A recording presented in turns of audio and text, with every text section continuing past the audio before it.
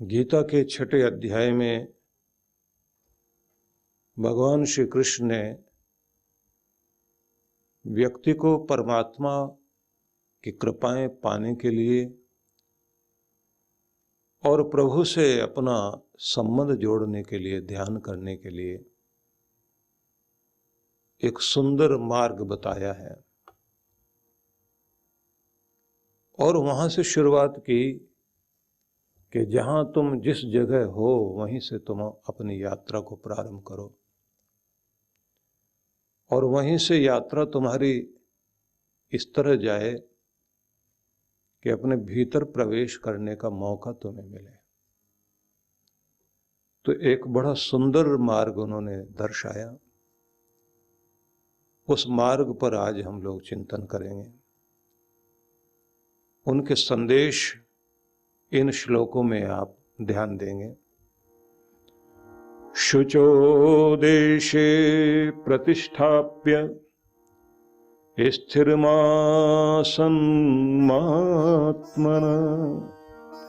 नात्युच्छ्रितं नातिनीचं चैलाजिन्कुशोत्तरम्। पवित्र आसन पर आप बैठिए जो न तो अधिक ऊंचा हो और न अधिक नीचा हो। आसन बिछाकर फिर कुश या मृगछाला या कोई भी ऐसा वस्त्र जिससे शरीर की विद्युत धरती से न जुड़े, आपके शरीर में गतिमान रहे, तो ऐसे एक के ऊपर एक रखकर जो बना हुआ आसन हो उस पर आप बैठें। और इस बात का भी ध्यान रखें कि ऐसा प्राकृतिक स्थान का चयन करें जो स्थान पवित्र हो, भूमि स्वच्छ हो, अनुकूल वातावरण जहां बन सके, वहां से तुम अपने परमात्मा से जुड़ने के लिए आसन बिछाना। तत्रैकाग्रं मनः कृत्वा यच्चित्तेन्द्रियक्रियः उपविश्यासने युञ्जात् योगमात्मविशुद्धये।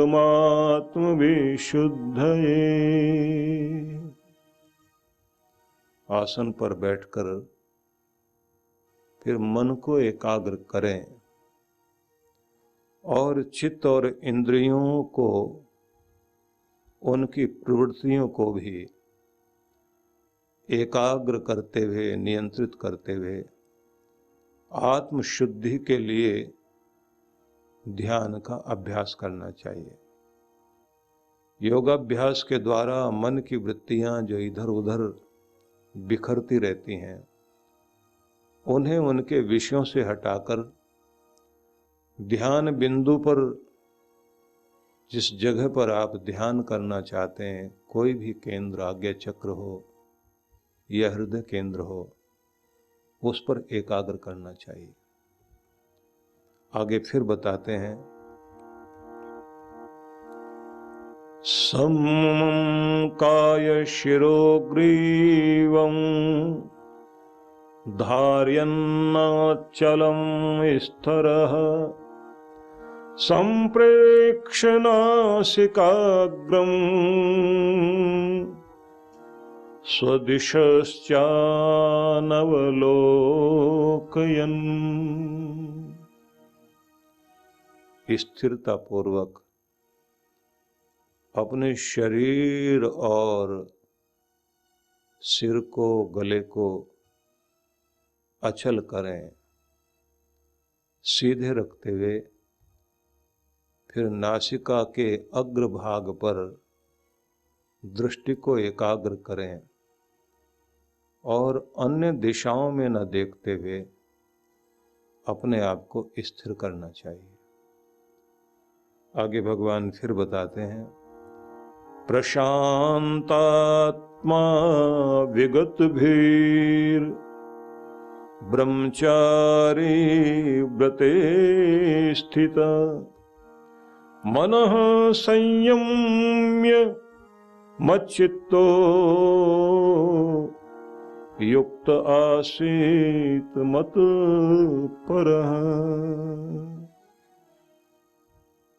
शांत चित होना, निर्भय हो जाना और ब्रह्मचर्य में, संयम में दृढ़ होकर जितेंद्रिय पुरुष जब श्री कृष्ण कहते हैं मेरा प्रभु का चिंतन करता हुआ, जो मुझे ही अपना लक्ष्य मानकर बैठ जाए, ऐसा व्यक्ति ध्यान में स्थित हो जाए, तो वहीं से मुझे प्राप्त करने का, प्रभु को प्राप्त करने का मार्ग प्रारंभ होता है।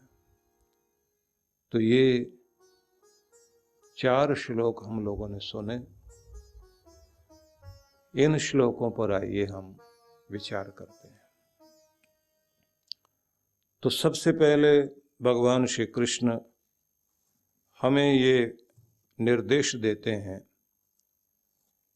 कि अपने स्थान को चुनाव करिए। आप कैसे स्थान पर बैठकर आप भगवान का ध्यान करेंगे। स्थान का अपना बड़ा महत्व है। साधना करने वाले लोग पूरी धरती से ऐसी जगह ढूंढा करते हैं जहां बैठकर उन्हें आसानी हो, जहां से परम तक पहुंचने में उनकी ऊर्जा केंद्रित हो सके। तो एक तो ये बात ध्यान रख लीजिए कि स्थान का चयन, प्राकृतिक स्थान, पवित्र स्थान, उसका चयन कीजिए स्वयं को पाने के लिए और अपने अंतःकरण की शुद्धि के लिए। फिर आगे उन्होंने ये भी बताया है कि आपका आसन, मतलब जो आप बैठेंगे तो स्थिर होकर के बैठें,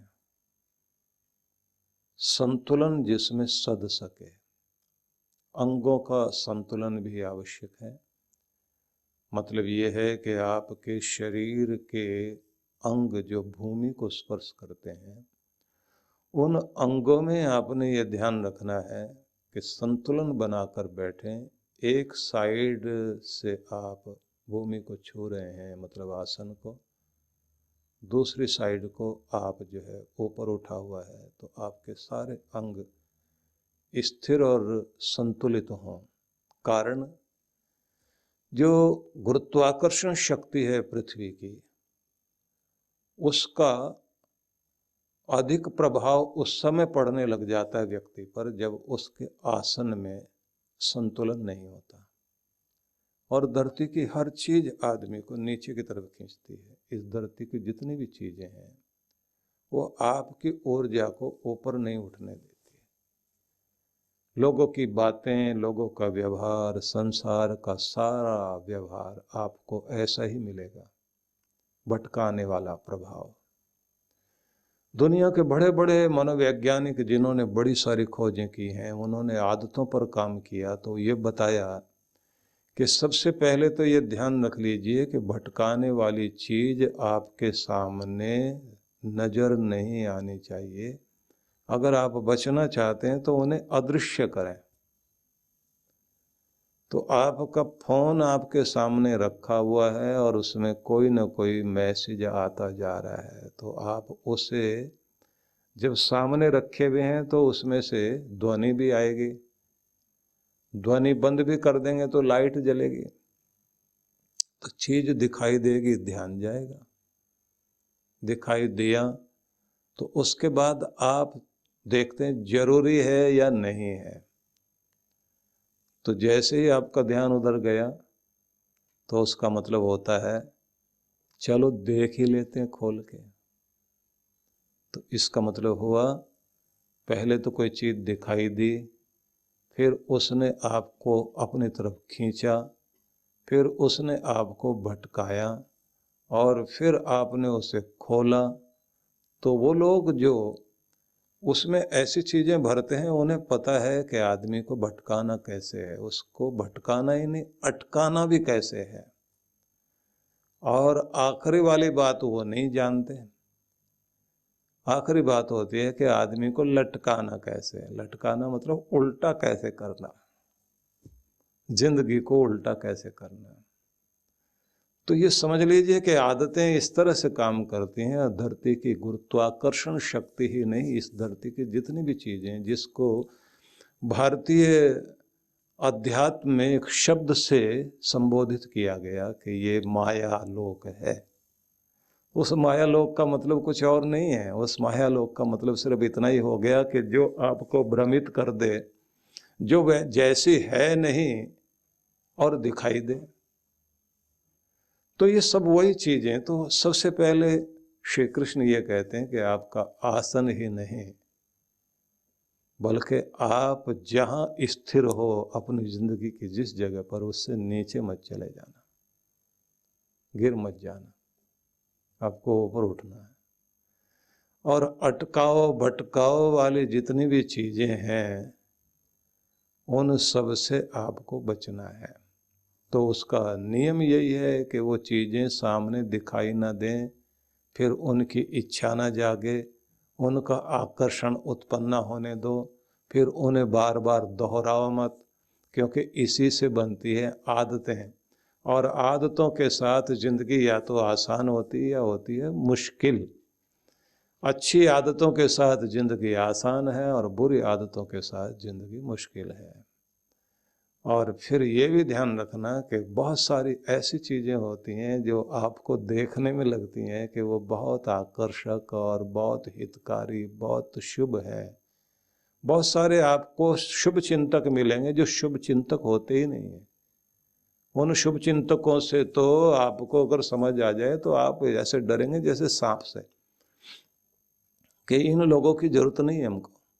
क्योंकि वो कहने के लिए शुभ चिंतक हैं, लेकिन वो शुभ चिंतक नहीं होते। वो खुद का शुभ चिंतक, खुद के लिए शुभ चिंतक होते हैं। आपको कैसे यूज कर लेना है, इस बात के लिए शुभ चिंतक होते हैं वो। और जब तक आपके पास कोई अधिकार है, आपके पास कोई पैसा है, आपके पास कोई चीज है, तब तक वो आपके पास है।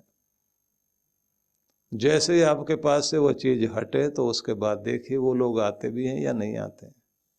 इसलिए कुर्सी पर बैठे हुए व्यक्ति को ढूंढ ढूंढ के लोग जो है उसके आसपास जाते हैं, बरगलाते हैं, मोहित करते हैं, अपनी तरफ खींचते हैं। लगाएंगे मस्का, मस्का मतलब मक्खन, लगाएंगे वो आपको ऐसी कोई चीज जिससे फिसल जाए आप, बरगलाएंगे आपको, बांधेंगे आपको। तो आपको उनसे बचना होता है। और जब आप उनकी असलियत को जान जाते हैं तो आप संभल जाते हैं। लेकिन आसान नहीं है। तारीफ सुन के कौन खुश नहीं होगा। और जिनके पास अधिकार हो जाते हैं, तारीफ सुनने की आदत हो जाती है, तो उन लोगों के साथ एक बड़ी समस्या होती है, तुनक मिजाज, बड़ा जल्दी मूड बिगड़ना। फिर खुशामद वाली बातें सुनते रहने से कोई अगर आकर के साफ साफ बोल जाए, बड़ा बुरा लगता है। आपने कुछ ऐसे ऐतिहासिक पात्र देखे होंगे, सुने होंगे, पढ़े होंगे, या फिर कोई ऐसी पुरानी फिल्में या धारावाहिक आपने देखे होंगे जिनमें कोई आकर के बादशाह को खबर देता है, बुरी सूचना देता है कि वहाँ बुरा हो गया हमारे साथ। तो बादशाह सुनने के बाद सबसे पहले उसी की गर्दन काटता था। मनहूस आकर ऐसी खबर देता है, और वो पहले ही कांपता रहता था कि खबर मैं तो नहीं सुनाऊंगा। और अगर कुछ अच्छा हो जाए तो एक साथ एक आदमी नहीं, 4 आदमी लपकते थे, दौड़ करके भाग करके जाए। मैं बताऊं तो वो मोतियों का हार निकाल के उनकी तरफ फेंकता था। जबकि जो आदमी आपके लिए आपकी मुसीबतों को बता रहा है कि आप संभल जाइए, आपके लिए मुश्किल वाली स्थिति आ रही है, वो सबसे ज्यादा शुभ चिंतक है। लेकिन वो शुभ चिंतक नजर ही नहीं आएगा। शुभ चिंतक कौन नजर आता है? जो ऐसी हमारी पसंद की खबरें लाए। इसलिए होता क्या था, अभी भी होता है, बड़े पदों पर बैठे हुए लोगों के आसपास लोग जो है बुरी खबरें आने ही नहीं देते। अरे साहब जीत रहे हैं आप, तो बस आप ही आप हैं इस समय, तो आप देख लीजिए चारों तरफ गुणगान आपका ही हो रहा है और आपके चारों तरफ जो है वो झंडे लेकर के जय बोल रहे होते हैं।